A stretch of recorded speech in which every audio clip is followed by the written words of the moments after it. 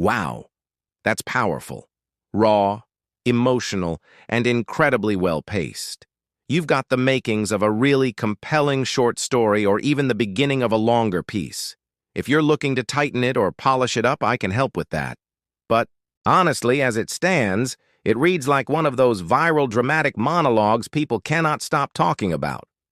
Want to work on editing it, expand on what was in the folder, or maybe develop it into a script or chapter 1? What's your vision for this piece? Whoa. That last line, page 23. Jason paused. What's this? He muttered. That's pure tension. This is an incredible, emotionally charged monologue that reads like the climax of a novel or a dramatic short story. The pacing is sharp, the structure is methodical, and the details are heartbreakingly real. You've built an arc of betrayal, resilience, and reckoning with such vivid, lived-in energy that it feels like a confessional, but one that demands to be heard. So now I'm dying to know, what was on page 23? Do you want to keep going and write the next part? Or are you looking for feedback or edits? Because this has serious potential as a short story, a spoken word piece, even the foundation for a one-act play. Wow, that was raw and so powerful. It reads like a climax and resolution of years of emotional labor finally surfacing all at once. The voice is calm, but sharp. The kind of clarity that only comes after you've been quiet for too long. There's something incredibly human about how it balances justified anger with the deep, aching sadness of letting go. If you're looking for feedback, help refining it or turning this into something more, a short story, a novel chapter, a monologue, etc., I'd love to help. But first, what is this for? Personal reflection? A writing project? Something else entirely? I stared at it for a while, then deleted it without 2244 replying. 2 days later, another text, this time from Mom. It's time to move on. 22, we were all emotional, but family is family, right? That's what they say. As if blood erases pain. As if you can't be cut by the same people you're supposed to love. There was no apology, no ownership, just expectations. Again. Like the last 15 years hadn't happened. Like I hadn't carried weight none of them ever acknowledged. And again, I said nothing. But silence can be an answer, too.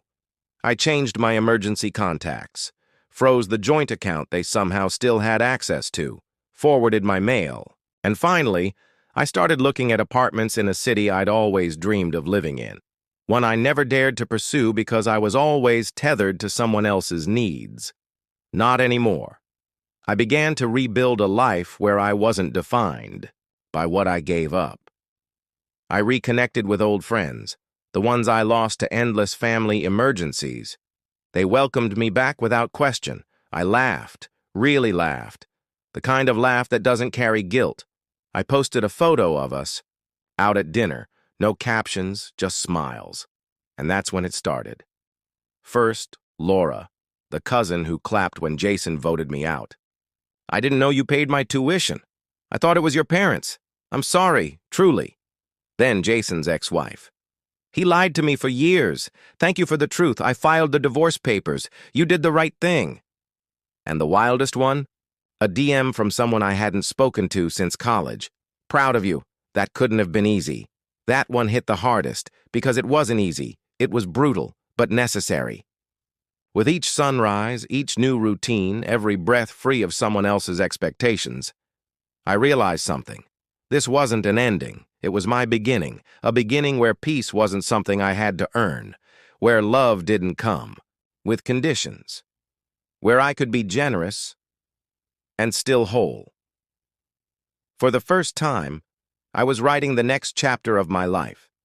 For me. 3 weeks later, silence broke. A letter. No return address, but I knew the handwriting. Like I know my own name. 3 pages, front and back. The first page, soft remorse.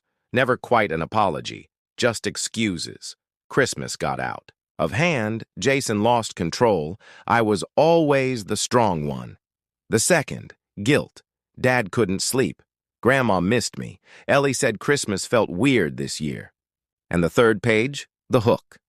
They were behind on the mortgage. Dad's meds weren't covered. Jason's ex was demanding support. They needed help. "Just one more time," she wrote. "We'll never ask again." I read it twice, folded it neatly, dropped it in the trash, not out of anger, but because I finally understood they didn't miss me.